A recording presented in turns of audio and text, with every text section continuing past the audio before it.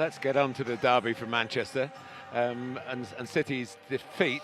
But the game hinged on a decision that everybody's had a say-so about, the Bruno Fernandes goal. What was your take on that? As a fan? Or as a pundit? Well, both. As a fan, Martin, I came down to London after the game on Friday night at Villa because I just thought, well, you know, getting down early this morning for this big match, I'll come down. So I watched it in my hotel room, and I just thought, you know, I think at that point where that first goal went in, I think I'd wandered towards the coffee machine to make a coffee, thinking this is just, you know, a normal Manchester City 1-0, keep the ball. They might get a second, they might not, but they'll see it out. All of a sudden, it happens. And my initial reaction, Martin, was, honestly, and I think many people's would be the same, was Rashford didn't touch it and that Bruno was onside. I think we all saw that and thought, he's not interfered, he's not scored, you know, it's a goal. And that's what the officials come to the conclusion. And that's what the law states. As a fan, I was absolutely delighted, obviously. And it was a memorable 15 minutes, one that, to be fair, I wish I'd been in Old Trafford because there'd been a special atmosphere, I'm sure. And it was, I know, because there were people there that I know that were there.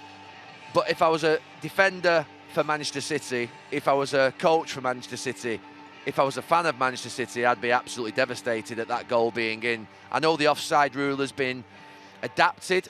When I first started playing, any player that was the other side of the last defender was offside. Any player, didn't matter where you were on the pitch. And I think rightly, it was brought in that if you were on the far side of the pitch or you weren't interfering with play, that play could go on. But that made it already more difficult for defenders.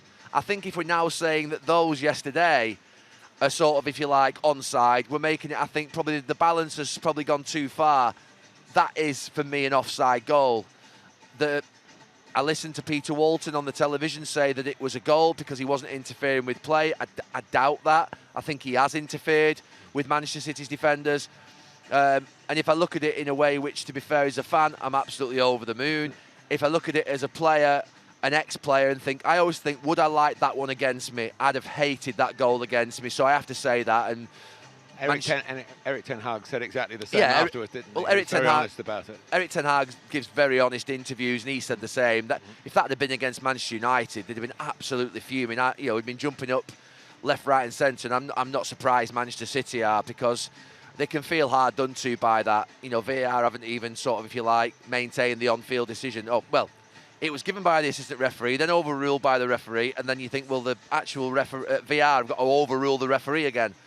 And the right process hasn't happened. I don't go along with this idea of, you know, I don't think there's any maliciousness in it. I can see why it happened, because at the time I was of the opinion Rashford's not touched it. Bruno scored, he's on. But the fact of the matter is, it was a big moment in a big game. You know, people obviously getting very carried away with it today, and rightly so. I mean, it's a big game. It's a Manchester derby. 8 points behind now, obviously Arsenal. Maybe I'm less annoyed by it, by the fact that it's obviously Manchester United that have won, but I get it from a point of view of Pep Guardiola and the City players. I'd be absolutely furious if I was them.